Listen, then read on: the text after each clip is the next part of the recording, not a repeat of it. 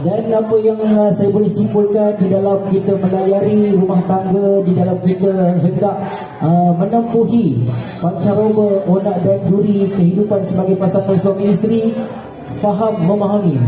Kita perlu faham suami faham isteri, isteri faham suami. Sebab sebelum kahwin ni semuanya manis-manis. Ya betul. Orang cakap sebelum kahwin ni kentut tu wangi ya. Ya betul. Tapi lepas kahwin ni kita dah tidur sebentar, makan sepinggan kan. Jadi kita lebih kenal pasangan kita, dan dari situlah kita akan mula ketahui perangai sebenar pasangan kita. Jadi kesabaran kita untuk menerima apa sahaja baik buruk pasangan itu sangatlah penting di dalam rumah tangga. Ya betul. Orang cakap itu pasangan ialah saling lengkap melengkapi antara satu sama lain. Sebab kita tidak akan ada kesempurnaan di dalam diri kita tuan perempuan, dan disebabkan itulah Allah ciptakan manusia ini berpasang-pasangan, ada lelaki dan juga ada wanita. Jadi dan sebagai fitrahnya lelaki dan wanita itu untuk melengkapkan sebuah hubungan kekeluargaan adalah dengan ijab dan kabul, dengan perkahwinan. Jadi apa yang pengantin baru kita buat pada hari ini, mereka berdua telah pun memenuhi tuntutan yang telah pun dianjurkan oleh Nabi Muhammad sallallahu alaihi wasallam dengan mengikat pertalian kasih sayang mereka dengan sebuah ikatan yang suci dan halal di sisi syariat. Jadi makanya kita doakan tuan perempuan pengantin kita yang telah pun melakukan satu perkara yang sangat baik. Mereka berdua telah melengkapkan sebahagian daripada ibadah mereka. Mereka telah melengkapkan sebahagian dari agama mereka dengan berkahwin dengan pasangan yang dicintai.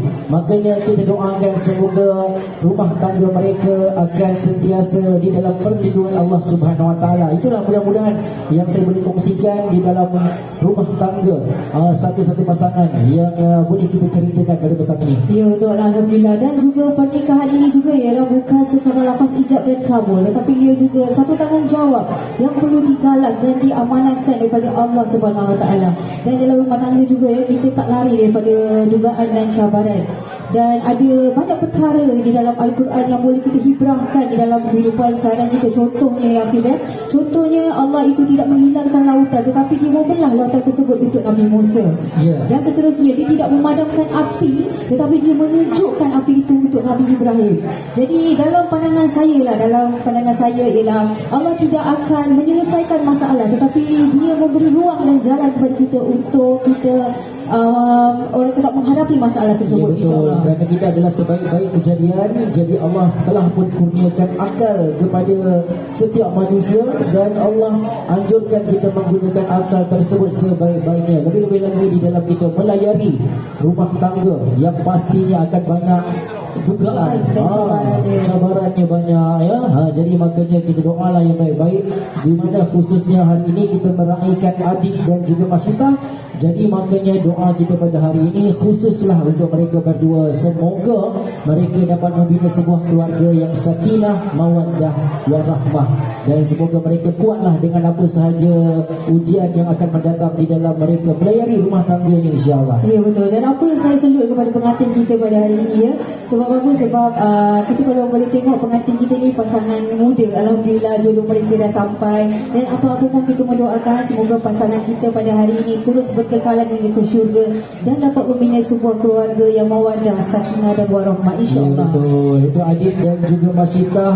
Kalau kata anda masih lagi, kita boleh katakan mereka masih baru di dalam rumah tangga, di dalam pengalaman yang sangat-sangat baru untuk mereka menjalani kehidupan bersama dengan pasangan. Jadi saya anjurkan untuk Adit dan juga Masyitah ambil pengalaman daripada orang lama, ambil pengalaman daripada orang yang lebih tua, lebih-lebih lagi ibu dan bapa kita, pakcik-makcik kita. Jadikan pengalaman-pengalaman daripada orang yang lebih tua ini sebagai pengajaran di dalam diri kita untuk kita melayari kehidupan berumah tangga. Kerana yang pastinya mereka yang lebih tua, mereka pastinya dah mengalami pelbagai pengalaman tersendiri, yang di mana pengalaman itulah yang boleh kita belajar, yang boleh kita ambil pakai di dalam kehidupan kita, khususnya untuk kedua-dua mempelai kita, insya-Allah. Sebab kalau kita tengok ya ibu bapa kita semua, orang-orang lama ni rata-ratanya perkahwinan mereka 12 tahun, 20 tahun, 30 tahun, alhamdulillah.